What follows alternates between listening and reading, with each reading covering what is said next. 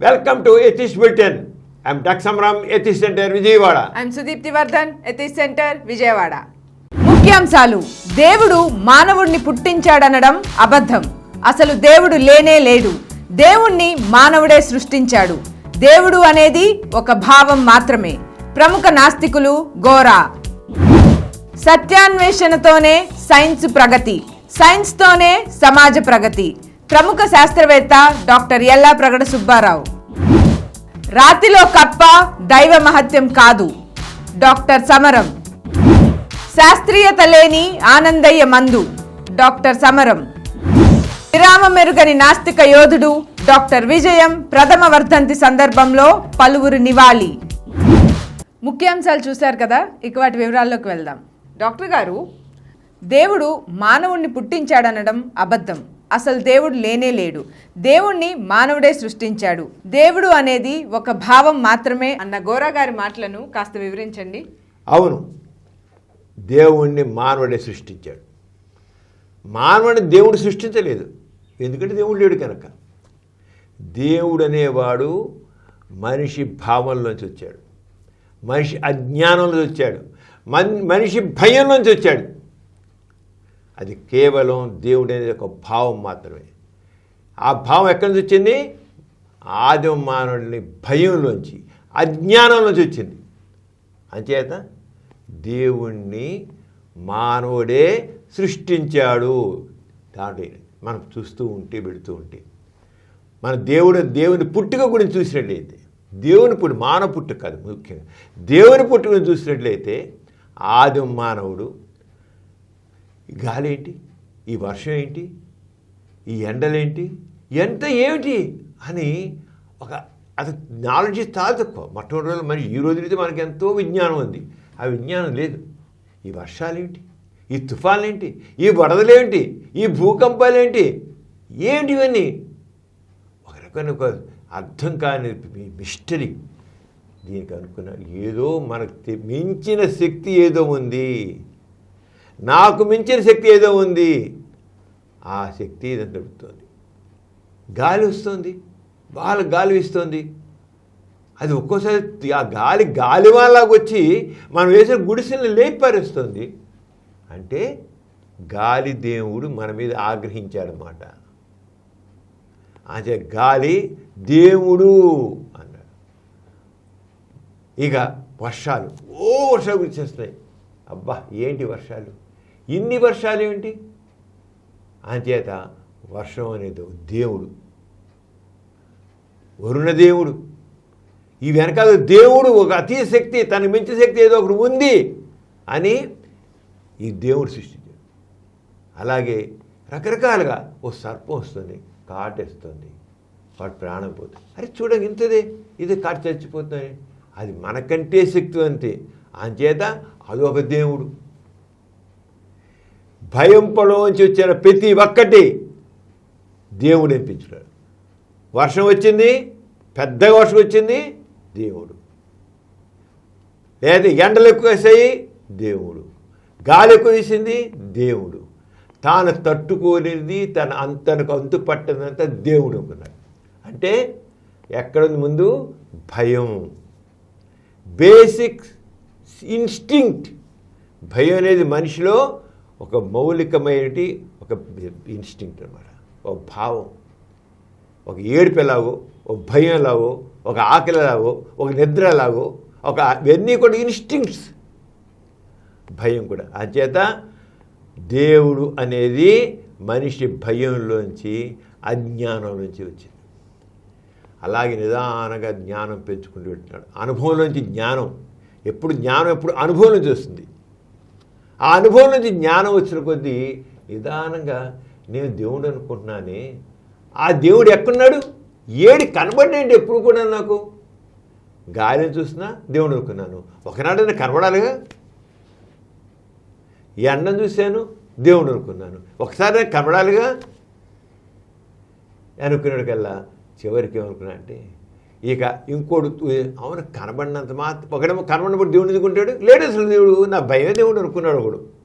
ఇంకోటి అనుకున్నాడు, దేవుడు రూపం లేకపోవచ్చు, నిరాకారుడు, నిర్గుణుడు, ఇక అంతే. వాడి నుంచి నిరాకార రూపం లేనివాడు, నిర్గుండు, ఏ రకమైన గుణాలు లేవు, ఏ తెలియవు అనుకున్నాడు. అంటే దైవభావాన్ని వదిలేప్పుడు అంటే భయం ఇంకా వెంటాడుతూనే ఉంది వాడికి. ఆ భయం వెంటాడుతూనే ఉంది కనుక కనబడిపోయినా మనిషి దేవుడిని చూడలేకపోయినా, దేవుడు అని ప్రత్యక్ష జ్ఞానంలోకి రాకపోయినా, కానీ నిరాకారుడు, నిర్గుండు, సర్వవ్యాప్తుడు, సర్వశక్తివంతుడు అనే ఒక భావి ఆపాదించాడు దేవుడికి. చూసినాడు, వచ్చింది ఏంటి అనుకున్నాను, ఏం లేదే అనుకున్నాడు. ఇంకా చివరికి ఆసక్తి, కొన్ని పనులు చేయలేకపోతాడు, ఆ చేయలేడు, ఎదుర్కోలేకపోతాడు. ఎదుర్కోలేకపోతే దాసోహం, జబ్బులు వస్తున్నాయి, ఏవో రోగాలు వస్తున్నాయి, మనిషి ముందు చచ్చిపోతున్నాడు, ఏం చేయలేకపోతున్నాడు. అయ్యి బాబోయ్ ఏదో ఉంది, అంతే దేవుడు నమస్కారం పెట్టుకున్నా పూజిద్దాం, వాడు నాకు తెలియదు ఏదో జరిగిపోతుంది కదా, ఏదో దేవుడు ఉన్నాడు, వాడు ఇష్టన్నాడు నమస్కారం చివరికి దాసోహం అయిపోయాడు. తనకు మించినది ఏదైనా కొద్దిగా ఉన్నట్లయితే అదే దేవుడు అనుకున్నాడు, దానికి దాసోహం అయిపోయాడు.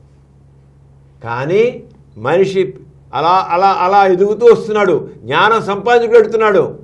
తాను ఒక మనిషి జబ్బుల్ని, వ్యాధుల్ని అన్నిటిని జయించడం పెట్టాడు. అప్పుడు దేవుడు అయిపోయాడు, అప్రధానం అయిపోవడం మొదలెట్టాడు. మనం చూసుకుంటే ఆధునిక వచ్చినకల్లా సైన్స్ ఎన్నిట్లో జయించిపోయి వచ్చేసింది. అయ్యో దేవుడు దేవుడు ఒకనొకప్పుడు మసూచుకు వస్తే ఒక దేవత మహమ్మారి అనుకున్నారు. ఏదో ఒక దెయ్యం లాంటిది, ఒక భూతం లాంటిది, ఒక సర్వ వినాశిని, అది నష్టం చేస్తున్నాడు. టీకా కనిపెట్టారు, మసూచుకు గిరిపోయింది. పోలియో వచ్చింది, బంగారం లాంటి పిల్లలకి కాళ్ళు తెలుపుడు చచ్చిపోతున్నారు. ఏదో అమ్మవారి కోపం, అమ్మవారు ఇదంతా అమ్మవారు అనుకున్నాడు, చుక్కల మీద వేశారు, వెళ్ళిపోయింది. ఎప్పుడైతే జ్ఞానం పెరుగుతుందో, ఎప్పుడైతే దాన్ని మాత్రం వెళుతుండేడో, దేవుడు నిదానంగా అప్రధానం అయిపోయాడు. కానీ మనిషిలో ఉన్నంటి ఆ బానిస ప్రవృత్తి ఉందే, దాసం ఉందే, అది కంటిన్యూతో అవుతుంది. అని చెప్పి చివరికి ఇప్పుడు ఎంతకు వచ్చిందే దేవుడు. కొంతమంది మూర్ఖంగా ఇంకా జ్ఞానం పెరగిన వాళ్ళు ఇంకా దేవుడు రాయికి రప్పకి మొక్కుతూ అదే దేవుడు అనుకుంటూ ఊరుకున్నారు. ఎవరికైతే జ్ఞానం వచ్చిందో వాళ్ళు దేవుణ్ణి ఏం లేదు దేవుడు అనుకున్నారు. దేవుడు పోయిలే అందరూ అంటున్నారు, మనకు పోయింది, ఒక నమస్కారం పెడితే ఏం పోయింది, ఏదో ఉందనుకుంటే పోయింది ఏంటి అని ఒక రకం ఏంటి అప్రధానం అయిపోయాడు దేవుడు. అంటే ఇక్కడ ఏంటైంది, దేవుడు ఉన్నవాడు నిజంగా లేడు, ఇది కేవలం మానవ సృష్టి అనేది తెలిపోయింది. మానవ సృష్టి కనబడిపోతే దేవుడు లేడు అనుకున్నాడు. చివరికి ఎప్పుడైతే తనకి దేనికోసం అయితే భయపడ్డాడో వాటిని జయించాడో, ఇప్పుడు గాలివాళ్ళకి భయపట్ల, తుఫాన్లకు భయపట్ల, భూకంపాలకు భయపట్ల, సునామీకి భయపట్ల, వ్యాధులకు భయపట్ల, వాటిని జయించేస్తుంటే దేవుడు కాదు, ఇదంతా నేను మార్చుకోగలను, నేను చేయగలను, నేను ఐ కెన్ అన్నాడు. దాంతో దేవుడు అప్రధానమైపోయాడు. కానీ యుగాలుగా వస్తున్నట్టు ఆ బానిస ప్రవృత్తి, దాసోహం ఇంకా మనుషుల్లో కొనసాగుతుంది. కొంతమంది ఉలిటిపరిశారు. నాస్తిక చైతన్యం, ఏదైతే నాస్తిక చైతన్యం అంటే జ్ఞానం, నాస్తిక చైతన్యం అంటే జ్ఞానం, స్వశక్తి మీద విశ్వాసం. తాను ఆ స్వశక్తి విశ్వాసం ఏదైతే ఊరికే నమ్మకం ఉందో, ఇది నమ్మకము, నేను నమ్మాను అనుకున్నాను, నా భావం ఇదొక భావము అనుకున్నాడు. నిజం కాదు, భావాలు ఇప్పుడు నిజం కాదు. ఆ భావం నుంచి ఆ దేవుడు అనే భావాన్ని పక్కన పరిచాడు, మనిషి నాస్తికుడిగా మారాడు. మనిషి నాస్తికుడు మారాడు. ఇప్పుడు నాస్తికున్నవాడు చాలా గొప్పగా పెరుగుతున్నాడు, ఆస్తుకున్నవాడు ఇంకా దాసోహంలో, బాధల్లో, నా గతి ఇంతే, నా కర్మ, నా దురదృష్టం, నా నిరాత అని పడున్నాడు. వాడికి అర్థమవుతుంది. ఎవడైతే ఆస్తికున్నాడో, ఎవడ పడున్నాడో వాడు నాస్తికుడు చూసి, అరే నాస్తికుడు చాలా బాగుంది, వాడు దేవుడిని నమ్మకం, దేవుడిని నమ్మట్లేదు, దెయ్యాన్ని నమ్మట్లేదు, స్వర్గాన్ని నమ్మట్లేదు, కర్మని నమ్మట్లేదు, దురదృష్టాన్ని నమ్మట్లేదు, ఏమి నమ్మట్లేదు, కానీ వాడు బాగున్నాడు కదా అంటే ఇక దేవుడు లేదా దేవుడి చుట్టూతే వచ్చేసాయి. స్వర్గం, నరకం, పూర్వజన్మ, పునర్జన్మ, ఇవన్నీ దేవుడి మరి దాంతోనే మరి ఎన్ని అసమానతలు. నేను పేదవాడికి వెళ్ళిపోయాను, నేను పుట్టి నా కర్మ పూర్వజంలో నేనేం చేసుకున్నాను, దేవుడు నన్ను పుట్టించాడని వాడు పడున్నాడు. కానీ ఏ పేదవాడు అనుకుంటాడు కూర్చున్నాడో ఆ పేదవాడే తర్వాత నో అని చెప్పి ఎదురు తిరిగి నన్ను ఐ కెన్ అనుకున్నాడు. పేదవాడిగా ఉండేవాడు, బాధలతో ఉండేవాడు తన జీవితాన్ని సుఖమయం చేస్తున్నాడు. దేవుడిని పక్కన పెట్టాడు, చూశాడు, అరే ఇంతకాలం నా కర్మ నా దురదృష్టం అనుకున్నాడు ఉన్నాడేంటి. అందుచేత సమాజంలో సమానత్వం రావాలన్నా, సమాజం ముందుకు వెళ్ళాలన్నా, అభ్యుదయం కావాలన్నా దేవుని విలుపెట్టాలి, స్వశక్తి విశ్వాసం పెంచాలి, జ్ఞానాన్ని పెంచుకోవాలి. సమాజం ఎప్పుడు ముందుకు వెళ్తుంది? సత్యం మీద. సత్యం ఉన్న చోటే సమానత్వం వస్తుంది. ఎందుకంటే దైవభావం పక్కన పారేస్తాం. సమానత్వం, సుఖం. మనిషి సమాజం ఇప్పుడు కాదు, సుఖం కావాలి. సుఖం ఎప్పుడు వస్తుంది? మానవ కృషికి విలువ వచ్చినప్పుడు. మానవ కృషికి ఎప్పుడైతే విలువ వస్తుందో అప్పుడు మనిషి సుఖాన్ని పొందుతాడు. సుఖం, సంతోషం. అందరూ కలిసి హాయిగా పోతే సంతోషం వస్తుంది. అంటే సమాజం చక్కగా ఉండాలంటే, మానవులంతా హాయిగా ఉండాలంటే కావలసింది సత్యం, సంతోషం, సుఖం. ఈ మూడు ఎప్పుడు చేయి? దేవుని వదిలి పారేసేసి, దాసోహాన్ని వదిలేసేసి, తన మీద తను నిలబడి తన స్వశక్తిని నమ్ముకుని అజ్ఞానాన్ని వదిలి జ్ఞానాన్ని పెంచుకుంటే ఆ జ్ఞానమే మనిషి ముందుకు తీరుస్తుంది. అదే నాస్తికత్వం. ఘోరగారు అదే చెప్పారు. దేవుడు అబద్ధం అని ఎప్పుడు అనుకున్నాడో, దేవుడిని మానవుని సృష్టించి ఎప్పుడు అనుకున్నాడో, తాను ఈ బంధనాల నుంచి, అజ్ఞానపు బంధనాలను తెంచుకుని స్వేచ్ఛాజీవి అయ్యి చక్కగా ముందుకెళ్ళాడు. అదే ఘోరగా స్పష్టం. దేవుణ్ణి మానవుడే సృష్టించాడు, మానవుడిని దేవుణ్ణి సృష్టించలేదు. మనం ఏమాత్రం బుద్ధి ఉపయోగించినా, జ్ఞానం ఉపయోగించినా విషయం అర్థమవుతుంది. కానీ ఇంకా కొంతమంది ఉన్నారు అలాగే మూఢంగా, మా గ్రంథాలు రాసింది కనుక, ఆ గ్రంథాలు చెప్పింది కనుక అంటే వాళ్ళు అలాగే ఉంటున్నారు. వారు ఎదగట్లేదు. ఎక్కడ వేసిన గొంగళి అక్కడే ఉంది వాళ్ళ. అయితే తక్కిన వాళ్ళు చేసే కృషి వల్ల, తక్కిన వాళ్ళు తెచ్చిన ఫలితాల వల్ల, తక్కిన వాళ్ళు చేసే సుఖాల వల్ల వీళ్ళు సుఖాలు పొందుతున్నారు. ఇంకా వీళ్ళు అలాగే ఉన్నారు, దేవుణ్ణి నమ్ముకుంటూ మూఢనమ్మకాలతో ఉంటూ అలా ఉంటూ కూడా ఎవరైతే దైవభావాన్ని పక్కన పారేసి చేశారో వాళ్ళ వల్ల వీళ్ళకి ఆ సుఖాలు పొందుతున్నారు. వీళ్ళ వల్ల మాత్రం, వీళ్ళని చేత దేవుళ్ళో నమ్మే వాళ్ళ వల్ల, దేవుని దాసోహమైన వాళ్ళ సమాజం ముందుకు వెళ్ళదు. అంతే దైవభావాన్ని పక్కన పారేసి స్వస్థత పెంచుకోవాలి, జ్ఞానాన్ని పెంచుకోవాలి. అప్పుడు సమాజం బాగుంటుంది. డాక్టర్ గారు, మన ప్రతి బులెటిన్లో సామాజిక పురోభివృద్ధికి, మానవ కళ్యాణానికి తోడ్పడిన ఒక ప్రముఖ మహనీయుని గురించి చెప్పుకుంటున్నాము. ఈసారి ఎవరి గురించి చెప్తున్నారు? సుదీప్తి,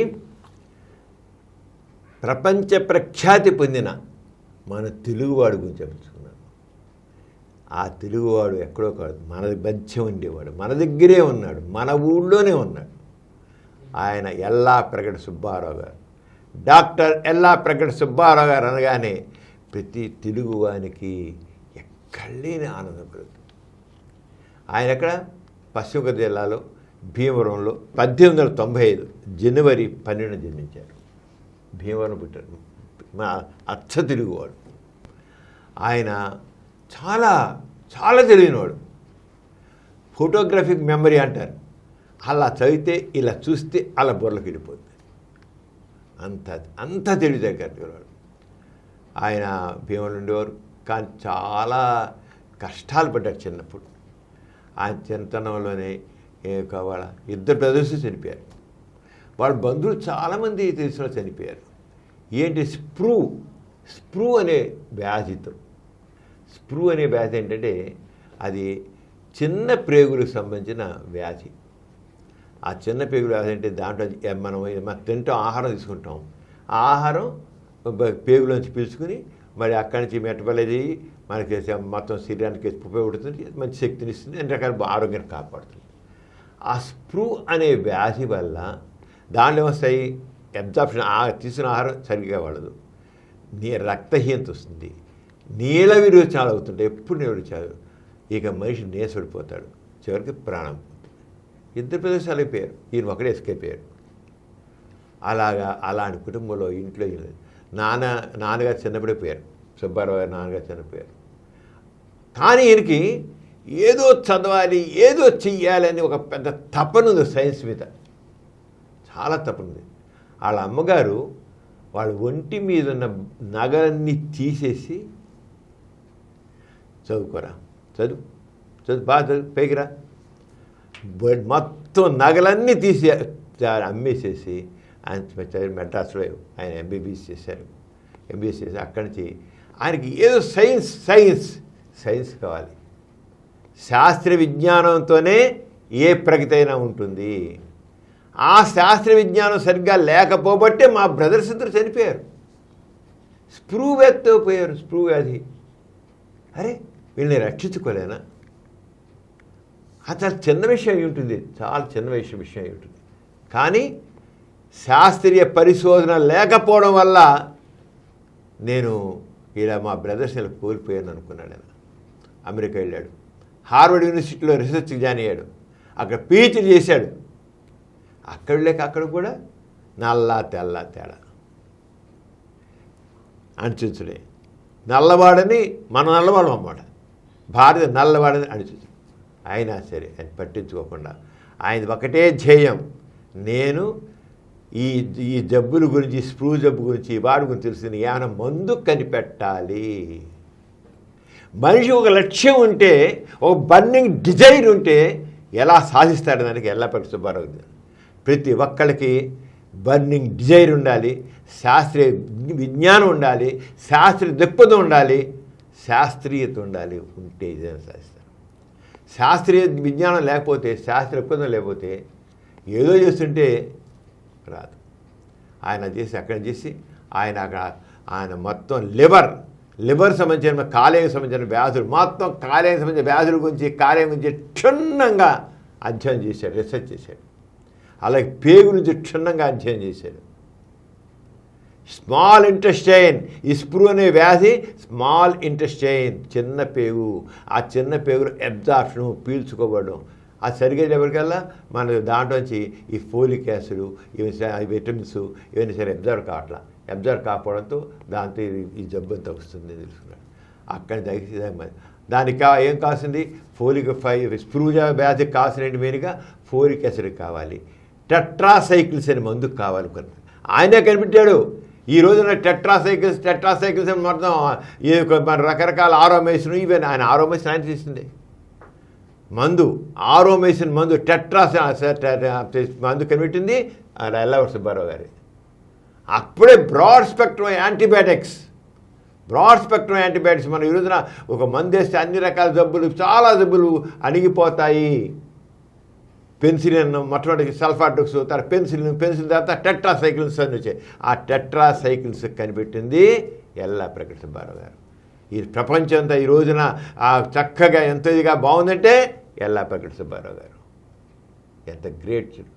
ఆ టెట్రాసైకిల్ తీసి ఆ స్ప్రూ వ్యాధిని అరికట్టి అక్కడ జనాలు చేసే రకరకాల ఇంకా విటమిన్స్, విటమిన్ బి, థైమిన్, బెరీ అని ఒక వ్యాధి ఉంది, విటమిన్ B1 తక్కువైతే వస్తుంది. దానిలో దానిలో ఒక రకమైతే విటమిన్ బెరిబిరి వ్యాధి కొంచెం ఎండిపోతే డ్రై బెరిబిరి అంటాం, ఒకటి వెట్ బెరిబిరి అంటారు అన్నమాట. డ్రై బొర్రెలంతా ఎండిపోతుంది, నరాల మంటలు ఉంటాయి, నరాలు చీనిస్తాయి, బాధగా ఉంటాడు, నరాల బాధలు, నరాల జబ్బులు అంటారు. ఒంటికి నీరు వస్తుంది, బెరిబెరి, గుండెకి నీరు వస్తుంది, ముఖానికి నీరు వస్తుంది, కాళ్ళకి నీరు వస్తుంది. నీరు రావచ్చు లేదా ఎండిపోతుంది, ఇంట్లో ఏదో ఒకటి జరగదు. దానికి ఆ బెరిబెరికి థైమిన్ డిఫిషియన్సీ, విటమిన్ B1 లోపం చెప్పి దాన్ని కనిపెట్టి ఆ మందు చేసి ఆ ఎవరా నరాల వ్యాధులు ఉన్నట్టే B1, B12 రెండు వేసినట్టే చాలా మార్పు వస్తుంది. ఆ రంగం చేసి అంటే ఒక మనిషికి తపన ఉంటే ఆ తపనతో ఎలాగ సాధించగలడానికి ఎల్లప్పటి సుబ్బారావు గారు ఎగ్జాంపుల్.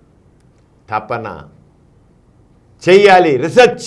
మనిషికి కావాల్సిన ఎవరికైనా సరే నేను సాధించగలిపి ఒక దాని మీద ఒక లక్ష్యం పెట్టుకుని చేస్తే అవుతాడు. ఆ రంగా ఆ ఆరోమైసిన్ మందుకి ఆ రంగా రకరకాలు చేశారు. మనకి వెస్ట్ గోదావరి వెళితే ఈస్ట్ గోదావరి వెళితే బోధకాయలు కనబడతాయి బాగా, కాలు ఎంత వాచిపోయి ఉంటాయి దోమలు కుట్టి. బోధ వ్యాధి ఫైలేరియా అంటాం. ఇది ఎవరికి దానికి మందు కావాలి, హెట్రజాన్. మనం హెట్రజాన్ వాడుతుంటాం. ఆ కార్బన్ సిట్రేట్ మందు అన్నమాట. ఆ మందుని కనిపెట్టింది ఎల్లపరెడ్డి సుబ్బారావు గారు.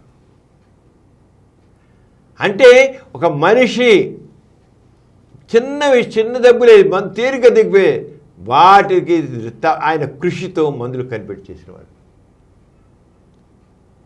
అంటే ఫైలేరియాసిస్కి మందు కనిపెట్టి చేసిన మనిషి ఎల్లపరెడ్డి సుబ్బారావు. ఈ రకంగా చేసి కానీ ఆయనలో ఎంత దేశభక్తి అంటే ఎంతో కాలం అమెరికాలో ఉన్నా సరే ఆయన భారతీయ పౌరసత్వాన్ని మాత్రం వదులుకోలేదు. నేను భారతీయుణ్ణి, I'm proud of an Indian. అందుకే చెప్తాం, కన్న తల్లిని, మాతృభాషని, మాతృదేశాన్ని ఏనాడు ఎవడు మర్చిపోకూడదు. ఆ మాతృదేశాన్ని నేను భారతీయ, I'm an Indian, I proud of Indian. ఆ రంగండి అది చేశాడు. ఆ రంగం ఇన్ని చివరి క్షణం వరకు ఆయన ఎక్కడ అమెరికా పరిస్థితిని పుచ్చుకోవాలి. ఈ భారతీయం చేసి ఆయన ఎంత ఇదిగా చేస్తూ ఎంతో విషయం చేస్తుంటే ఆయన చివరికి 1948 సంవత్సరం మన స్వాతంత్ర్యం వచ్చాక 1948 ఆగస్టు 7న న్యూయార్క్లోనే ఆయన కన్నుమూశారు. మనం అందరం కూడా చాలా ఆయనకి గాంధీ అంటే అమితమైన గౌరవం. ఆయన చాలా కాలం పాటు ఖాదీ బట్టలే పడుకున్నారు, స్వదేశీ ఖాదీ బట్టలు ఉన్నారు. అలాగే ఆయన భారతీయ పౌరుడుగా గర్వంగా చెప్పుకోరు, ఐఎమ్ ఇండియన్ అని. అది కావాలి ఒక సైంటిస్ట్గా, ఒక జాతీయ ఒక భారత పౌరునిగా అది తన స్వాభిమానాన్ని దాన్ని వదులుకోకుండా ఉన్నాడు. ఆ రంగా ఇలాంటి మనం భారతీయులు కూడా ఎంతో గొప్పగా మనం అందరం ఎల్లప్పుడూ గుర్తుంచుకోవాల్సిన వ్యక్తి తెలుగు వాళ్ళ మనం ప్రౌడ్గా చెప్పుకునేసి ఎల్లప్రగడ సుబ్బారావు గారు. అలాగే శాస్త్రీయ విజ్ఞానం, జ్ఞానం శాస్త్రీయ విజ్ఞానం, సైన్స్ పురోగంతోనే సమాజానికి అభ్యుదయం ఉంటుంది. సైన్స్ ద్వారానే సమాజం ముందు వెళ్తుంది, సాంప్రదాయ భావాలు కాదు. సైన్సే సమాజ అభ్యుదయం మూలం అని చెప్పి దానికోసం తన జీవితాంతం కృషి చేసే వ్యక్తి ఎల్లప్రగడ సుబ్బారావు గారు. రాతిలో కప్ప దైవ మహత్యమని ఎందరో నమ్ముతుంటారు. ఈ విషయమై మీరేమంటారు డాక్టర్ గారు? అసలు దేవుడు లేడు, దైవ మహత్యం లేదు. అది ఫస్ట్ మనం తెలుసుకోవాలి. ఏదో ఒక ప్రిన్సిపల్ ఉంది, ఏదో ఒకటి ఉంది, అది తెలుసుకోవాలి.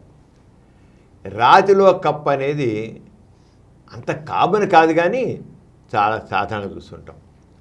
ముఖ్యంగా కొండ చర్యల్లో కొండ అంచులు తవ్వుతూ ఉంటే అక్కడ తవ్వుతూ ఒక్కసారి కొండ రాళ్ళ మధ్య నుంచి ఒక కప్ప బయటకు వస్తుంది.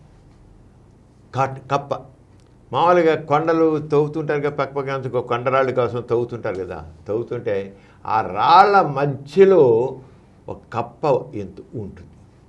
అరే దైవ సృష్టిరా, రాళ్ళ మధ్య దేవుడు కప్పను సృష్టించాడు రా అంటాడు. అది వాళ్ళ అజ్ఞానం. రాళ్ళ మధ్య ఎవరు సృష్టించేది కప్ప కాదు. దీని అసలు విషయం తెలిస్తే అది ఏంటో తెలుస్తుంది. ఇలాగా రాళ్ళ మధ్య కనబడుతుంటుంది. అలాగే మట్టి దెబ్బలు పెద్ద మట్టి దెబ్బలు ఉంటాయి, గట్టిగా ఉంటాయి. రాళ్ళు గట్టి రాళ్ళ మట్టి కూడా రాళ్ళలాగా అయిపోతుంది. ఆ తర్వాత అక్కడ కూడా దాంట్లో కూడా కప్ప వస్తుంటుంది. మామూలుగా కప్పలు ఉంటాయి, నీళ్ళలో ఉంటాయి. నీళ్ళలో నేల మీద కూడా ఉంటాయి, ఇక్కడ నీళ్ళలో ఎక్కువ నీళ్ళలో ఉంటాయి. వర్షం వచ్చిన కదా మరి నీటి గుంటలో ఉంటాయి, అన్నీ వస్తాయి. వాటికి వాతావరణం అనుకూలంగా లేనప్పుడు ఎండలు కాసాయి, నీటి గుంటలు ఎండిపోయాయి, నూతుల్లో నీళ్ళు లేవు. అప్పుడు ఏం చేశాడు, కప్పలు వెళ్ళిపోయి ఆ దగ్గరలోనే ఆ కొండ చర్యలు, ఆ కొండ పక్కన అంతా కొండ మట్టి అంతా ఉంటుంది, కొండ ధూళి ఉంటుంది కదా, అక్కడ వెళ్ళి నెరలు ఉంటాయి. ఏదైనా నెరలు మన నేలలో నెరలు ఎలా ఉంటాయో కొండ కూడా దాంట్లో కూడా నెరలుగా ఉంటాయి. ఆ నెరల్లో వెళ్ళిపోయి కప్ప దూరిపోతుంది. దాంట్లోకి దూరిపోయి కప్పలో ఒకటి ఉంది, అదేం చేశాడు, హెబర్నేషన్ అంటారు, ప్రాసెస్ అంటారు. మన ఆ దూరిపోయి బీసిపోయి అది కొద్దిపాటి గాలితో కొద్దిపాటి ఆహారంతో అది బతుకుతుంది. ఇది ఎప్పుడైతే కొండ చర్యల్లో ఆ కొండ సందులు చిన్న చిన్న సందుల్లో లేదా మట్టికి సంబంధించిన దూరిపోయాక అది దాంట్లో ఉండిపోయి ముడుచుకుపోయి చిన్నదైపోయి తన శరీరంలో కొవ్వునే కొద్దిగా ఆహారం చేసుకుంటూ కొద్దిపాటి గాలితో అది బతకడానికి అది ఆరంగా తన శరీర నిర్మాణం ఉంది. కొద్దిపాటి గాలితో కొద్దిపాటి దీంతో దాన్ని హెబర్నేషన్ అంటారు. ఆ హెబర్నేషన్ ప్రాసెస్లో అది అలా ఉంటుంది. అది అలా ఉన్నప్పుడు అంటే పైన మట్టి పడిపోతుంటుంది. మరి వెళ్ళిపోయిన కొండ చర్యల్లో సందుల్లో ఆ నెర్రల్లో దూరిపోయింది కదా, పైన మట్టి పడిపోతుందిగా. మట్టి పడిపోతే అది మొత్తం దగ్గర మట్టి గట్టి అయిపోతుంది. మట్టి మరి మీద మట్టి పడిపోతే గట్టిగా రాయి అయిపోతుంది. రాయి ఎప్పుడు మా పరుగు ఇలా అయినప్పుడు అది పగిలి దాంట్లో కప్పు వస్తుంది. దానికి ఇలా పడితే లేచి గంతేస్తుంది. ఇది ఎలా ఉంది రాయి మధ్య అంటే మన నెలల్లో అది వెళ్ళిపోయి ఉండిపోతుంది. అది నెలలు ఉండిపోతుంది. సంవత్సరాల చచ్చిపోతుంది వేరే విషయం. తన శరీరంలో కొవ్వు తగ్గిపోతే దానికి ఉన్న గాలికి అందకుండా పూర్తిపోతే చచ్చిపోవడం జరిగే కొన్ని చచ్చిపోతామని ఉంటాయి, కొన్ని ఇంకా బతుకుంటాయి. ఆ హెబర్నేషన్ ప్రాసెస్లో మాత్రం బతుకుంటాయి. ఎప్పుడైతే అసలు ఏం లేకుండా ఇంత మట్టి మెరుపు వేసేదానికి దాన్ని బయట రావడానికి అవకాశం లేకపోతే చనిపోవడం జరుగుతుంది. అన్ని కాల దూరిన ప్రతి కప్ప బతికి బయటపడుతుంది చెప్పడం. కొన్ని బతుకుతాయి, ఆ బతికి ఉంటాయి. ఆ బతుకున్న బయట చూసి మన చెప్తాడు. దాన్ని హెబర్నేషన్ ప్రాసెస్ అంటారు. అదేమి దైవ సృష్టి కాదు, ఏమి కాదు.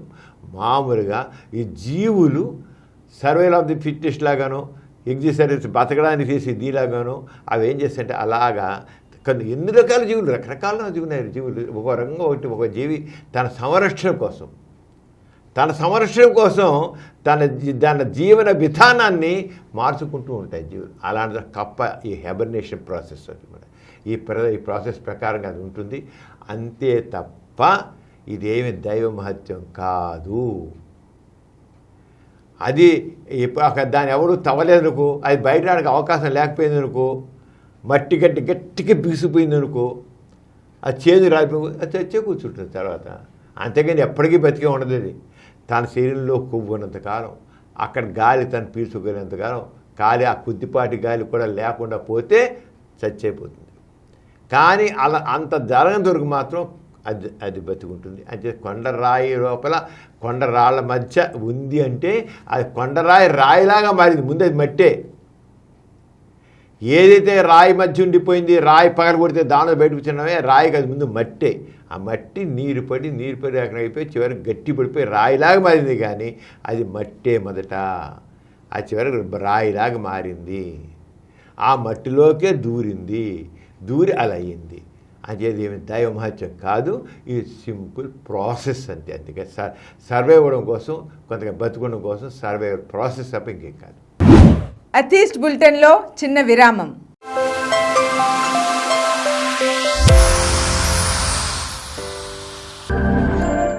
ఆరోగ్యమే మహాభాగ్యం అన్నారు పెద్దలు. ఆరోగ్యం గురించి అవగాహన ఉంటే ఆనందం, సౌభాగ్యం సొంతమవుతాయి. మధుమేహం రోగి విషయంలో ఆహార ప్రాధాన్యత చాలా ఉంది.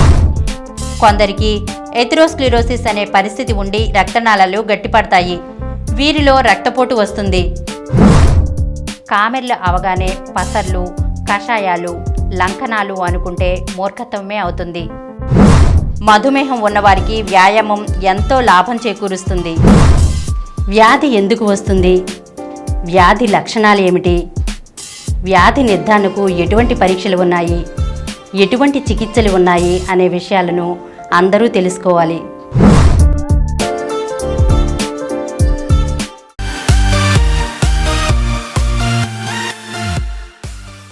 అథీస్ట్ బులెటిన్కి తిరిగి స్వాగతం. కరోనా భయంతో ప్రజలందరూ నెల్లూరు ఆనందయ్య మందు కోసం వేలల్లో కృష్ణపట్నం వెళ్తున్నారు కదా. ఈ మందులో శాస్త్రీయత లేదని తెలిసినా అంతమంది వెళ్ళటంతో కరోనా మరింత ప్రబలుతుంది కదా. ఈ మందు గురించి మీరేమంటారు డాక్టర్ గారు? సుదీప్తి, ఆనందయ్య మందు అని అంటారు కానీ మందు అన్న వీలు లేదు. ఏదైనా ఒక మందు అనాలి అంటే దానికి చాలా ప్రాసెస్ ఉంది. ఒక మనిషిని వీడు మనిషి అనాలంటే ఆ మనిషికి ఉండే లక్షణాలు ఉండాలిగా. ఓ కుక్క ఉందనుకో, కుక్క నాటి కుక్కకి లక్షణాలు ఉండాలి కదా. అలా ఒక మందు అనాలంటే ఆ మందుకు సంబంధించి విషయాలన్నీ స్పష్టంగా తెలియాలి. అలాగే మందు ఒక మనిషికి ఇవ్వాలి అంటే ఆ మందు అనేది ఎప్పుడు మనిషికి ఇవ్వడం కోసమే తప్ప ఊరికి ఏదో ఇది మందు, ఇది వెళ్ళ, ఇది ఇంజక్షన్, ఇదంటే కుదరదే. మందు దేనికి? మనిషికి రోగాన్ని తగ్గించడం కోసం మందు. ఆ మందు మనిషికి ఏ రకంగా హాని కలిగించకుండా ఉండాలి, రోగాన్ని తగ్గించాలి.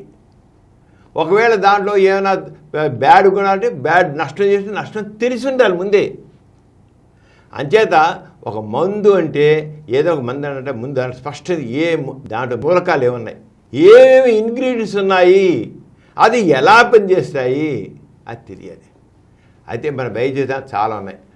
ఆయుర్వేదం ఉంది, హోమియోపతి ఉంది, యునాని ఉంది, సిద్ధ ఉంది. ఇప్పుడు మోడర్న్ మెడిసిన్ని మనం అలోపతి అంటాం, అదే మోడర్న్ మెడిసిన్ అంటాం, ఇంగ్లీష్ వైద్యం కూడా అంటాం.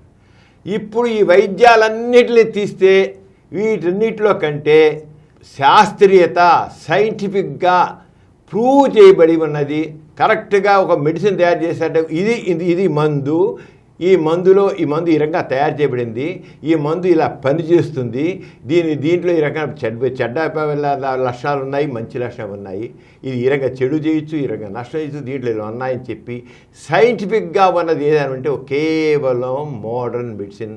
దాన్ని అలోపతి అంటారు. దీన్నే సైంటిఫిక్ మెడిసిన్ అంటారు. తక్కిన వాడు సైంటిఫిక్ అన్నారంటే ప్రూవ్ చేసుకోవాలి. సైంటిఫిక్ మెడిసిన్ ప్రూవ్ అవ్వాలి. సైన్స్ అనేది ఎప్పుడైనా దేనికది, అది అలోపతి కావచ్చు, లేదా హోమియోపతి కావచ్చు, లేదా ఇంకా ఆయుర్వేదం కావచ్చు, ఏదైనా సరే అన్నిటికీ సైన్స్ మాత్రం ఒకటే, సైంటిఫిక్ ప్రిన్సిపల్ ఒకటే.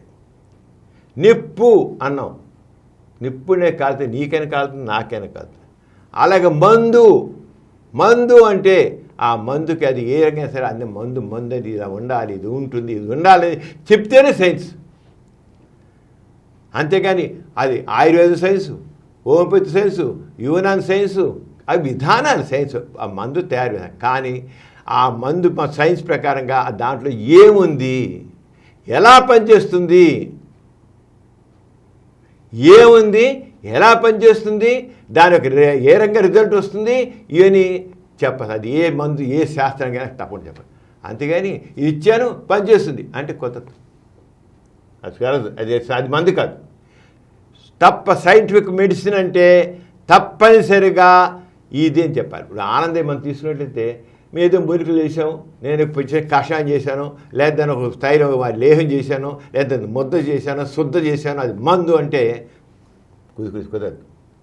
ఏముంది దాంట్లో, దాన్ని ఎలా తయారు చేశావు, ఇప్పుడు ఆ మందు ఇచ్చిన తర్వాత అది శరీరంలో నోట్లో తీసుకున్నట్లయితే పేగుల్లోంచి ఎలా అబ్జర్వ్ అవుతుంది, ఎంత పీల్చుకోబడుతుంది, ఆ పీల్చుకోబడిన మందు శరీరంలో కణకణానికి ఎలా చేరుతుంది, ఎంత చేరుతుంది, అది చేరిన తర్వాత ఇన్ని రూపాలుగా మారుతుంది, బయో అవైలబిలిటీ ఎంత మోతాదు కావాలి, ఒక రోగాన్ని తగ్గించాలంటే దీనికి ఎంత మోతాదు మందు కావాలి, ఎంత తినాలి ఆ మందుని, ఆ కషాయం తాగినా, ఒక మందు మింగినా, ఒక తిన్నా, చేసినా అది ఎంత మోతాదు కావాలి, తీసుకుని మొత్తం వెళ్ళిపోతుందా, వెళ్ళిపోయి ఎలా అవుతుంది, ఇవన్నీ చెప్పాలి. అది ఏ సైన్స్ అది ఆయుర్వేదం కావచ్చు, హోమియోపతి కావచ్చు, యునాని కావచ్చు, సిద్ధ కావచ్చు, ఇంకోటి కావచ్చు, ఏదైనా సరే తప్పకుండా ఆ మందు మూలకాలు ఏమిటి ఒకటి చెప్పాలి. ఫార్మకో కైనెటిక్స్ అంటారు, అంటే తీసుకున్న మందు ముందు దాంట్లో ఏముందో తెలియాలి. ఫస్ట్ థింగ్ ఏముంది, ఆ మందు దాంట్లో ఉన్న మూలకాలు, ఉన్న పదార్థాలు ఏవి ఎలా పనిచేస్తాయో తెలియాలి. నేను ఎన్ని పెట్టేసా ఈ పనిచేసే కుదరదే, ఆ మూలకం, ఆ దాంట్లో మూలకం ఏది ఎలా పనిచేస్తుంది, దాని గుణం ఏంటి, అది ఎలా పనిచేస్తుందో తెలియాలి. ప్రూవ్ చేయాలి, ల్యాబొరేటరీలో ప్రూవ్ చేయాలి. ఈ మందు బ్యాక్టీరియాని చంపుతుంది అంటే ఆ మందు ఏ మూలకం ఉందో ఆ బ్యాక్టీరియాని చంపి చూపించాలి ల్యాబొరేటరీలో. అంతేగాని నిత్యం చచ్చిపోతే అన్నీ చచ్చిపోతే ఇది అయిపోతే అంటే కుదరదు. That is not a scientific medicine. Scientific medicine అనేది, మందు అనేది తప్పకుండా సైంటిఫిక్ అయి తీరాలి. లేకపోతే కేవలం నమ్మకం అంతే. నమ్మకం ఎప్పుడు కూడా యథార్థం కావాల్సిన పని లేదు, నిజం కావాల్సిన పని లేదు, అది ఉదయం కావాల్సి కాకపోవచ్చు. సైంటిఫిక్ మెడిసిన్ అంటే అందుకని Ananda medicine is it scientific? No, ఇంత వచ్చి ట్రయల్స్ ఏం లేవు, ఏం చేసి చూపించలేదు. అలా సైంటిఫిక్ శాస్త్రీయవంతం అనడానికి వీలు లేదు. సైంటిఫిక్ అంటే దాంట్లో ఉన్న మూల కాదంటే దాంట్లో పదార్థాలు టెస్ట్ చేసి ల్యాబొరేటరీలో పోవాలి ముందు. తర్వాత ఈ మందు ఏదైనా కావాలంటే ముందు ఒక మందు బయటకు వచ్చింటే ముందు ఆ మందు ఏం చేస్తాం, ముందు ల్యాబొరేటరీ చూస్తాం, మూలక ఆ మందు గుణాలు చూస్తాం, ఆ గుణ యాక్షన్ చూస్తాం, ల్యాబొరేటరీ చూస్తాం. తర్వాత ఎలకల మీద, చుంచుల మీద, ర్యాబిట్స్ మీద, కుక్కల మీద వీటి చేసి వాటి మీద ప్రయోగం చేసి ఆ మందు శరీరంలోకి ఎలా వెళ్ళింది, ఏ రంగంది, ఎంత మోతాడైంది, దాని బ్యాడ్ ఎఫెక్ట్స్ ఎలా ఉన్నాయి, ఏంటన్నీ తెలుస్తాం. జంతువుల మీద ప్రయోగాలు అవుతాయి ఫేజ్ 1. ఆ జంతువులు ప్రయోగిస్తారు, కొద్దిమంది వాలంటీర్స్ మీద, మంచి వాళ్ళ మీద టెస్ట్ చేస్తాం. ఈ మందు శరీరంలోకి వెళ్తే ఎలా పనిచేసింది, ఫేజ్ 2. తర్వాత జబ్బున్న వాళ్ళు కొంత గ్రూప్ తీసుకుని చేస్తాం. ఆ జబ్బున్న వాళ్ళు వెళ్ళి ఆ రోగాన్ని ఎలా ఎలా రోగం మీద, వ్యాధి మీద ఇది ఎలాగా పనిచేసేది స్టడీ చేస్తాం సైంటిఫిక్గా మొత్తం. తర్వాత అప్పుడు మళ్ళీ కొద్ది ఎక్కువ గ్రూప్. తర్వాత చివరికి మార్కెట్లోకి వచ్చేప్పుడు approve study, research and development. ఇది సైంటిఫిక్ స్టడీ అంటే. అంతేగాని నేను మందు వేసాను, ఓ రుబ్బురోలు పెట్టి తిప్పేశాను, ఇంత శుద్ధ చేశాను, ఇంత ముద్ద చేశాను, నేను నోట్లో వేసాను, నీకు జబ్బు తగ్గిపోతుందంటే నో, దిస్ ఇస్ నాట్ ఆ సైంటిఫిక్ మెడిసిన్ అనుకుంటే. మానిదే మందు అనుకుంటే మానిదే మందు అంటే ఇలా కుదరదు. ఈ సైంటిఫిక్ యుగం శాస్త్రీయంగా ప్రతి ఒక్కటి ప్రూఫ్ అవ్వాలి. ప్రూఫ్ అయితేనే దానికి ఇది. అంతేగాని ఏదో వచ్చేది ఫ్లూగ్గా అనుకుంటే కుదరదు. అంచేత ఈ శాస్త్రీయత అన్న దానికి ముందు స్పష్టంగా మందు దానికి ఫార్మకోకైనెటిక్స్ అంటే మందు ఎలా వేసుకుని నోటి దారి తీసుకున్నావు, ఇంకో రకంగా తీసుకున్నామని అది. తర్వాత ఎంత అబ్జార్బ్ అయింది, పేగులో ఎంత అబ్జార్బ్ అయింది, అది రక్తానికి ఇతర శరీరంలో ఇతర అవయవాల మీద దాని ప్రభావం ఎలా ఉంది, కణాలకి ఎలా చేరింది, అక్కడ రిసెప్టార్స్ ఎలా రిసీవ్ చేసుకున్నాయి, దీని బయో అవైలబిలిటీ అంటారు. బయోబిలిటీ ఎలా ఉంది స్టడీ చేయాలి. అంతేగాని మంది ఇచ్చాను వేసుకో తగ్గిపోతుందంటే కుదరదు. ఆ మందిని తయారు చేసానంటే కుదరదు. నువ్వు తయారు చేసే ప్రాసెస్ ఏంటి అసలు, దాని గురించి స్టడీ ఏంటి, సైంటిఫిక్ మెడిసిన్ అవేలు ఆనందయ్యే దాంట్లో వేలవెరిగా. ఇప్పుడు ఏంటి ఏమైనా కరోనా వచ్చింది, మన కరోనాకి ఇంతకు ఏ మెడిసిన్ కూడా ఇంగ్లీష్ మెడిసిన్ కూడా కారణం ఏ క్యూర్కే లేదు. కొద్దిగా యాంటీవైరల్ ప్రాపర్టీస్ ఉన్నాయి కనుక ఐవర్మెక్టిన్ లేకపోతే రామిడిసివిరను ఆ మందులు కొద్ది యాంటీవైరల్ ప్రాపర్టీస్ ఉన్నాయని వాడే తప్ప అదే 100% పనిచేసేంత చెప్పలేదు. ఇంగ్లీష్ మెడిసిన్ చెప్పలే, అలోపతి చెప్పలేదు. ఇదే మందు 100% వేయి డ్యామ్ తగ్గిపోతుందని నేను చెప్పలే. ట్రై చేస్తాం ఈ జబ్బు ఇప్పుడు చేస్తాం ఇంకా కొంతకాలానికి. కానీ కరెక్ట్ మీద ఇప్పుడు టీవీ ఉంది, ఇగో ఈ మందులు వాడితే ఆ టీవీకి మీద వస్తుంది, ఇగో ఈ టైఫాయిడ్ వేసుకు తగ్గుతుంది అని ఒక జబ్బుకి నిర్ధారణగా మనకి కనబడుతుంది. అవి ఇలాంటి స్టడీస్ అన్నీ జరిగి అక్కడ చూపడం జరిగింది. మందేసే క్రిములు లెపరసీ, మందేసే లెపరసీ క్రిములు పోతాయి. అరే కరోనా వైరస్ మీద ఏది ఈయన ఆనంద మందేసి కరోనా పోతుందంటే అయిపోయిందా? ఆ మధ్య రామ్దేవ్ కరోనా నిల్ అన్నాడు. రామదేవుని కరోనా నిల్ వేసుకుని పోతాడు, 3 నెలల్లో పోతుందట. అంతకుముందు ఎయిడ్స్ బాగా ఎక్కువ రోజుల్లో కేరళ మందు పెట్టేసి 3 నెలల్లో ఎయిడ్స్ క్యూర్ అన్నాడు. AIDS cure. ఈ రోజుకి ఎయిడ్స్ క్యూర్ లేదు, కంట్రోల్ తప్ప. కేరళ మందు ఇలా వేసుకో ₹1,00,000, అది 1,00,000, 2,00,000, 3,00,000 అని చెప్పి వసూలు చేశాడు. ఎయిడ్స్ కేరళ మందు అని పేరు.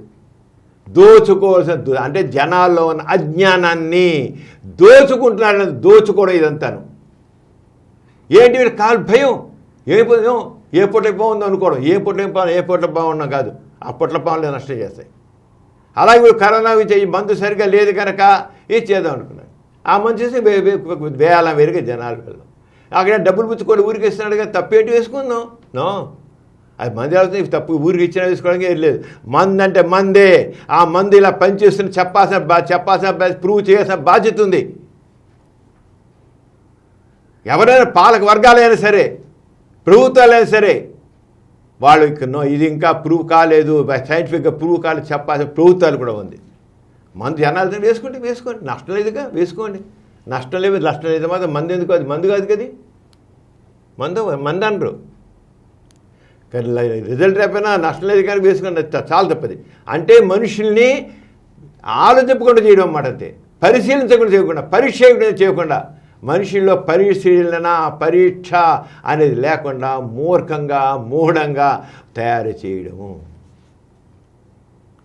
కళ్ళ మంది వేసారు, పడుకున్నాడు లేచేసి అమ్మో కళ్ళ మంది వేస్తే ఆక్సిజన్ తక్కువ ఉన్నవాడు కళ్ళ మంది వేస్తే లేచి కూర్చాడు, పడిపోయి చూసినాక కేసులో వాడికి ఆక్సిజన్ పల్స్ ఆక్సిజన్ వీళ్ళు చూస్తే వాళ్ళకి 50 ఉన్నా 40 ఉన్నా సరే కొంచెం లేచి నడుస్తున్నారు, అలా చేస్తారు. దాని ఏంటి హ్యాపీ హైపాక్సియా అనే ఒక పరిస్థితి కరోనాలో ఎక్కువ చూస్తాం. హ్యాపీ హైపాక్సియా అంటే ఆక్సిజన్ శాచురేషన్ 90 కంటే తగ్గిపోయి ఉంటుంది. అది 80 ఉండొచ్చు, 70 ఉండొచ్చు, 60 ఉండొచ్చు, 50 ఉండొచ్చు, 40 కూడా ఉండొచ్చు. కానీ మనిషి బతికే ఉంటున్నాడు, నడుస్తున్నాడు. Happy hypoxia. అదే పరిస్థితి వాడు అక్కడ వెళ్ళారు రానదే. వాడు కళ్ళల్లో చుక్కలేస్తే లేచి కూర్చున్నాడు, పడిపోయిన వాడు లేచి కూర్చున్నాడు అన్నాడు. కళ్ళల్లో చుక్కలేడు లేవాల, ఆ కళ్ళలో ఏ చుక్కలు వేసాడు మంచిగా అదేం కాదు. వాడు చూసి పెట్టి చూస్తే తెలిసి వచ్చేది. ఆ పల్సాకి మీరు చూస్తే లేచి కూర్చున్నా కూడా అంతే ఉంటుంది, అంతే ఉంటుంది, అంతే ఉంటుంది. కళ్ళ చుక్కలే హ్యాపీ హైపాక్సియా ఉన్నవాళ్ళు ఒకవేళ కళ్ళు తిరిగి పడ్డా వాడు కడుపు అపస్మారకంలోకి వెళ్ళినా కింద పడుకోబట్టి మళ్ళీ బ్రెయిన్కి బ్లడ్ సర్క్యులేషన్ వెళ్ళి ఆక్సిజన్ కాసంది మళ్ళీ బ్రెయిన్ పనిచేయడం పడుతుంది, మళ్ళీ లేచి కూర్చొని మళ్ళీ పడతాడు. వాడు తప్పకుండా పడతాడు. చేయబోతే ఇన్సిడెంట్ చాలా చూస్తాం గాను. వాడు కళ్ళలో మందేసి లేచి కూర్చుని 2-3 రోజులకి ప్రాణం పోయిన వాళ్ళు మనుషులు ఉన్నారు, నాన్న సీరియస్ అయిపోయిన వాళ్ళు ఉన్నారు. ఆ మందు వల్ల మరి మందు ఉంటే మామూలు ఎందుకు వెళ్ళలేదు? వాడికి ఏమి పెరగలేదు, ఆక్సిజన్ పెరగదు కూడా. అలాగే ఒక చుక్కల మంది వేసిన మాత్రాన ఒక బెల్ట్ వేసిన మాత్రాన ఆక్సిజన్ శాచురేషన్ పెరగదు. మరి శాస్త్రీయ ఏంటి మందుకి ఆనందం మందులో శాస్త్రీయ ఫలితాన్ని ముందు పడగానే పెట్టి చూసారా? అంతకుముందు చూసారా? మందు వేసే చూసారా? చూడలేదు. హ్యాపీ హైపాక్సియా ఉన్నవాడు లేచి కూర్చుంటాడు, నడుస్తాడు. వాడు ఆ జబ్బుల లక్షణం అదే, జబ్బులో అలాంటి పరిస్థితి ఉంది. అంచేత ఆనందయం మందు శాస్త్రీయమైనది కాదు. శాస్త్రీయమైన అంటే ఇంతమంది చెప్పినట్లుగా దాని మూలికలు, దానిలో మూలాలు తెలియాలి, దాని పరిశోధనలు జరగాలి, ఫేజ్ 1, ఫేజ్ 2, ఫేజ్ 3, ఫేజ్ పరీక్షలు జరగాలి. అవన్నిట్లో తేలాలి. తేలిన తర్వాత అప్పుడు దాంట్లో ఏ రకం మంచి పరిస్థితి ఏమైనా తేల్చాలి, అప్పుడే అది మందు. అంతవరకు దాన్ని కేవలం దాని శుద్ధ ఒక మూలిక శుద్ధ వేసాం. అది కాకుండా ఈ మందులు ఊరికేసి ఆకులు కానీ వేళ్ళు కానీ మూలికలు కానీ ఇవన్నీ ఉంటే వాటిలో చాలా టాక్సిక్ మెటీరియల్ ఉంటాయి. ఇప్పుడు మామూలుగా ఆయుర్వేద మందు ఏమైనా మూలికలు తినే ఆహారం కదా అని అంటారు. అది ఆ మందుగా మాత్రం ఇస్తే ఒక్కోసారి ఆ మూలికల్లో వేళ్ళల్లో టాక్సిక్ మెటీరియల్స్ ఉంటాయి. అవి ఎక్కువ పోవటం లోపలికి వెళితే కార్డియోటాక్సిక్ కావచ్చు, నెఫ్రోటాక్సిక్ కావచ్చు, హెప్టోటాక్సిక్ కావచ్చు, న్యూరోటాక్సిక్ కావచ్చు. అవి నరాల బ్రెయిన్ కానీ, గుండెని కానీ, లివర్ని కానీ, కిడ్నీని కానీ డ్యామేజ్ చేయొచ్చు. శుద్ధి చేసి ఏదంటే వాటిని టాక్సిక్ మీడియా శుద్ధి చేసి మంది ఇవ్వాలంతే.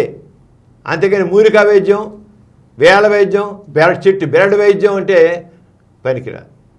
అంతే సైంటిఫిక్ మెడిసిన్ అంటే ఏవైతే టాక్సిక్ పదార్థం వేరు చేయగలగాలి, అది లేకుండా ఇవ్వాలి, చెప్పాలి. లేకపోతే దీనివల్ల ఈ నష్టాలు అన్న చెప్పాలి, అది వైద్యం. అంచేత ఆనందయ్య వైద్యము, కరోనాకి ఇచ్చే వైద్యము శాస్త్రీయతకున్నది కాదు.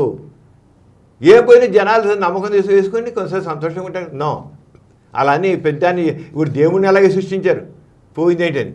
అంత అలాగే ప్రతిదీ మనం ఈ నాస్తికత్వంలో ఉన్నదేంటే మనిషి ఆ తాత్కాలిక ఉపశాంతి, కానీ లాంగ్ రన్లో చెప్పలేని నష్టం కలుగుతుంది.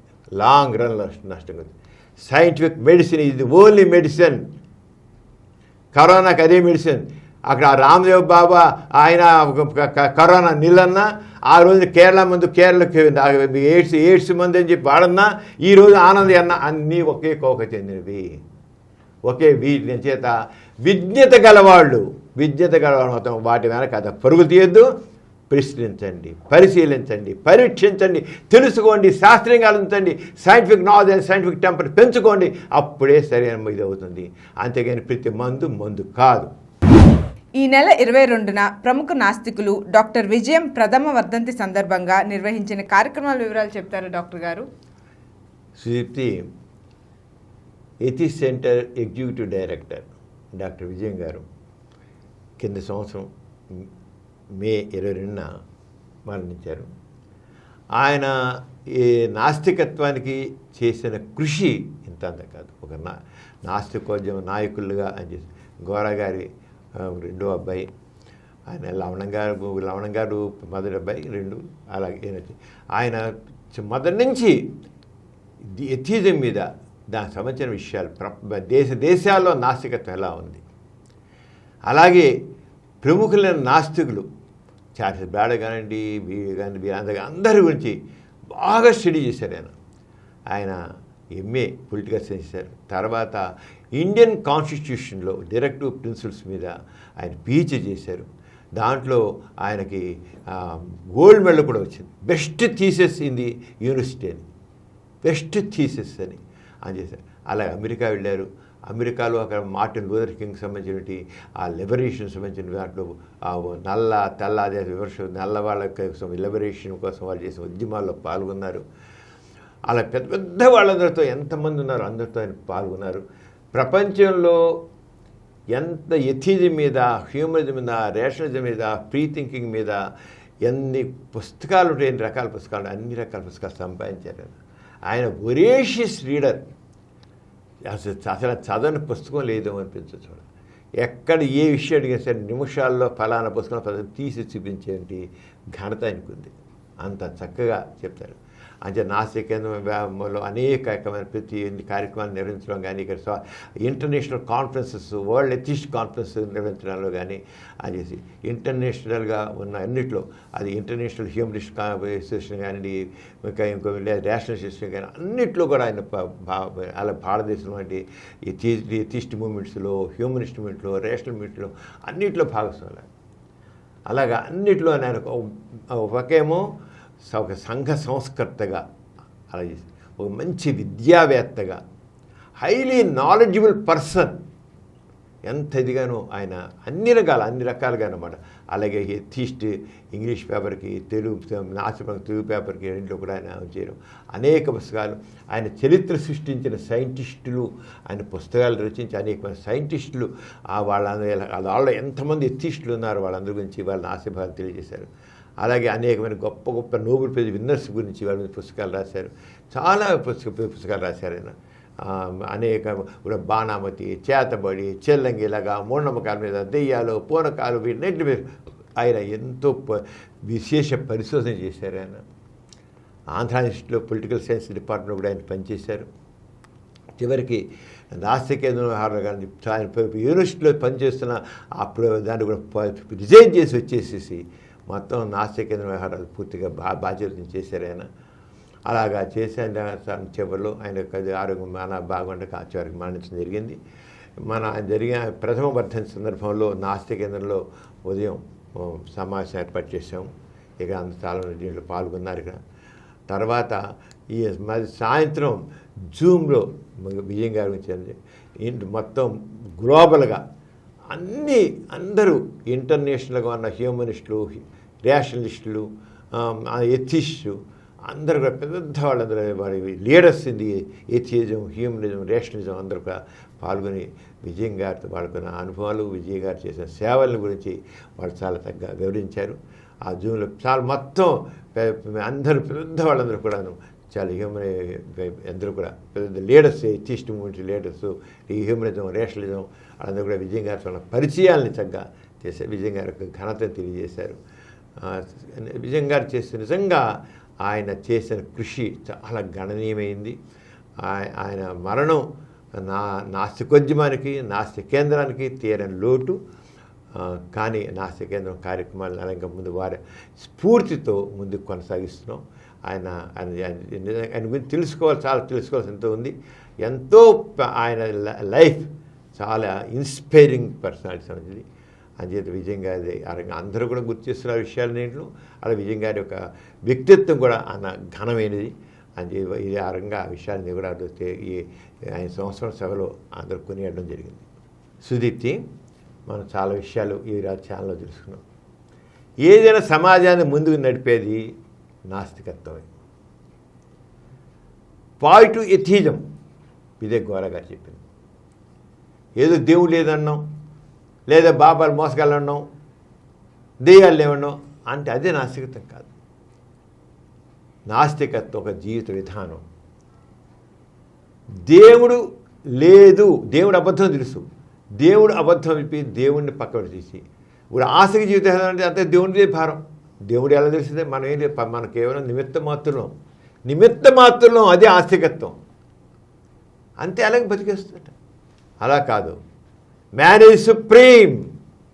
ఈ సమాజం చక్కగా ఉండాలంటే మనిషే చెయ్యాలి, మనిషి కృషితోనే, మనిషి ఎఫర్ట్తోనే అని చెప్పి ఆ నాస్తికత్వాన్ని నిర్మాణాత్మక నాస్తికత్వం వేసి దీన్ని తెలియజేయడం కోసం మనం రకరకాల పిక్చర్లు తీసుకొచ్చాం. నాస్తికమైన పిక్చర్లు వచ్చాయి, పేపర్లు వచ్చాయి, రకరకాల కాన్ఫరెన్స్ పెట్టాం, ఎన్నో చేస్తాం. గత 2 సంవత్సరాలుగా డాక్టర్ సమరం మల్టీ ఛానల్ నెట్వర్క్ ద్వారా నాస్తికత్వం ఏదైతే గోర గారు పాజిటివ్ ఎథిజం అనే ఒక నాస్తికత్వం, ఒక జీవిత విధానం, ఇది ఒక బెటర్ ఆల్టర్నేటివ్ థీజం. నాస్తికత్వం అనేది ఆస్తికత్వానికి కంటే ఎంతో మెన్నైనది, మంచిది, ఎంతో గొప్పది అని చెప్పి. అదేత డాక్టర్ సమరం మల్టీ ఛానల్ నెట్వర్క్ ద్వారా మనం మరి positive Telugu channel, positive Hindi channel, English channel, atheist channel, అలాగే ఎథిస్ట్ బులెటిన్ ఛానల్ పెట్టాం. అలా మొత్తం 20 ఛానల్స్. నాస్తికత్వం అనేది పరిపూర్ణమైన జీవిత విధానం. దీంట్లో సైన్స్ మంచి సైన్స్ సమాజం ముందు నడిపించేది సైన్సే అని సైన్స్ వరల్డ్ అనే ఛానల్ ఉంటుంది. అలాగే చిన్న పిల్లల నుంచి పిల్లల్లో శాశ్వత పెంచడం కోసం అని కిడ్ ఛానల్, మహిళల్లో చైతన్యం తీసుకురావడానికి, వాళ్ళలో మహిళా సాధిక తీసుకురావడానికి ఉమెన్ ఛానల్, మగవ ఛానల్. అలాగే విద్యార్థుల్లో చైతన్యం తీసుకురావడానికి, వాళ్ళలో ఒక రకమైన చైతన్యం తీసుకొచ్చి వాళ్ళలో ఒక సైంటిఫిక్ టెంపర్స్ అని తీసుకురావడం కోసం యూత్ భవిత ఛానల్, సోషల్ సైన్స్ ఛానల్, ప్రగతి ఛానల్, అలా రకరకాల ఛానల్. మనం 20 ఛానల్స్ నడుపుతున్నాం. అన్నీ చాలా చక్కగా ఎందట ఆదరణ పొందుతున్నాయి. అంటే ఒక చైతన్యాన్ని కలిగించడం కోసం, మనుషుల్లో ఒక ఆలోచన ధోరణిలో ఒక రకమైన స్ఫూర్తిని నింపడం కోసం. ఇప్పుడు మామూలుగా టీవీ ఛానల్స్ అంటే, సినిమాలు అంటే ఓ వినోదం ఏమని మీరు చూస్తాం అవుతాం, ఆ రోజు కొద్దిసేపు బాగుండి అయిపోతుంది. కానీ మనిషికి కావాల్సిన ఏంటి? జ్ఞానంతో పాటు చైతన్యం. చైతన్యం ఈ రెండే సమాజానికి ముందుకు తీసుకెళ్తపడతాయి, వ్యక్తిని కూడా చక్కగా పరిపూర్ణ వ్యక్తిగా మారుస్తాయి. అంటే మనిషికి కావాల్సిన నాలెడ్జ్ ఇస్ పవర్ అంటాం. అంటే నాలెడ్జ్ కావాలి, అలాగే అతనిలో చైతన్యం కావాలి, ఆ అభ్యుదయ భావాలు కావాలి. దానికోసం డాక్టర్ సమరం మల్టీ ఛానల్ నెట్వర్క్ కృషి చేస్తుంది. అంటే దాన్ని అందరూ చూడాలని కోరుతున్నాను. చూసి చేసినట్టు దాని మనకు యాప్ ఉంది, గూగుల్ ప్లే స్టోర్లోకి వెళ్ళి దాంట్లో డాక్టర్ సమరం మల్టీ ఛానల్ నెట్వర్క్ అని చేస్తే ఆ యాప్ డౌన్లోడ్ చేసుకోవచ్చు. డౌన్లోడ్ చేసేసి అన్నీ మొత్తం 20 ఛానల్స్ వరకు దాంట్లో వస్తాయి. ఎన్నో విషయాల్ని తెలుసు. అంచేత అభ్యుదయాన్ని కాంక్షించేవాళ్ళు, చైతన్యం కావాలని కోరుకునేవాళ్ళు, సమాజం కావాలని కోరుకునేవాళ్ళు అందరూ కూడా డాక్టర్ సమరం మల్టీ ఛానల్ నెట్వర్క్స్లో కార్యక్రమాలు చూడాలి. చూసినట్లయితే వాళ్ళలో చైతన్యం నిండుతుంది, వాళ్ళకి స్ఫూర్తిదాయకంగా తయారవుతారు. అంచేత కోరుతున్నాను.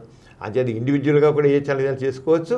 కానీ మల్టీ ఛానల్ యాప్ ఉంది కదా, సమరం మల్టీ ఛానల్ ఒక యాప్ని గూగుల్ ప్లే స్టోర్లోకి వెళ్ళి చేసుకున్నట్లయితే అది ఎల్లప్పుడూ మీరు ఎక్కడున్నా మీ మొబైల్లో ఉంటుంది, చూడొచ్చు. చేసి మీకు వీలు చూస్తుంటే కార్యక్రమం చూస్తే ఇది అవుతుంది.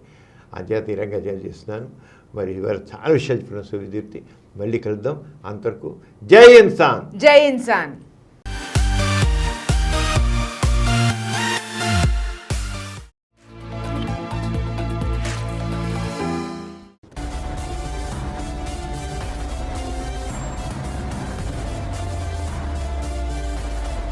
Please download Samaram multi-channel app and watch your favorite channels from your mobile. App available on Google Play Store and subscribe to the channels.